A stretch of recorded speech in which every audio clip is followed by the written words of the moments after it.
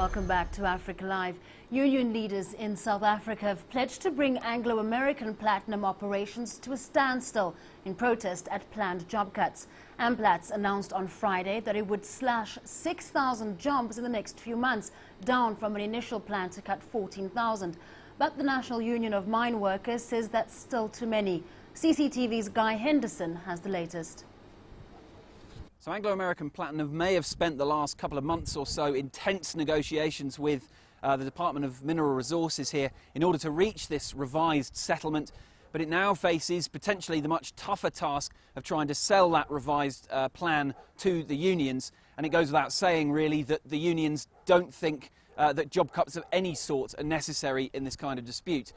The National Union of Mineworkers, aligned with the ruling African National Congress, have become the first union to speak out openly in protest at these 6,000 job cuts. Its Secretary General said in a statement that Amplats, in its view, was giving the two fingers, it said, to stakeholders in this dispute by failing to wait until after planned consultations with the union this coming week.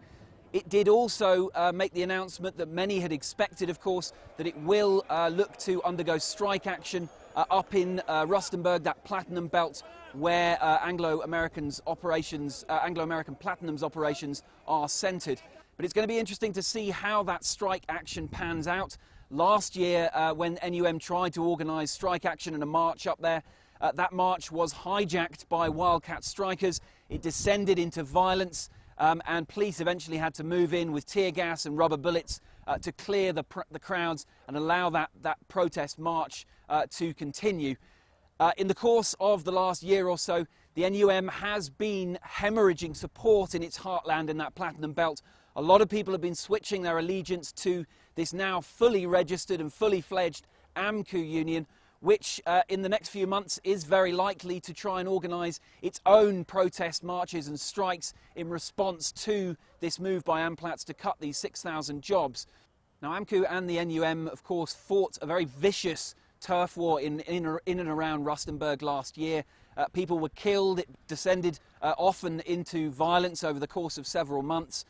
What you're likely to see moving forward is potential for that kind of confrontation to be repeated. Two unions planning similar strikes in the same place over the same time period. One wounded union keen to try and make a comeback, and one rising star trying to keep hold of its gains. This two-pronged war continues then, one with unions fighting employers, but the other one with unions fighting themselves. Henderson, CCTV, Johannesburg.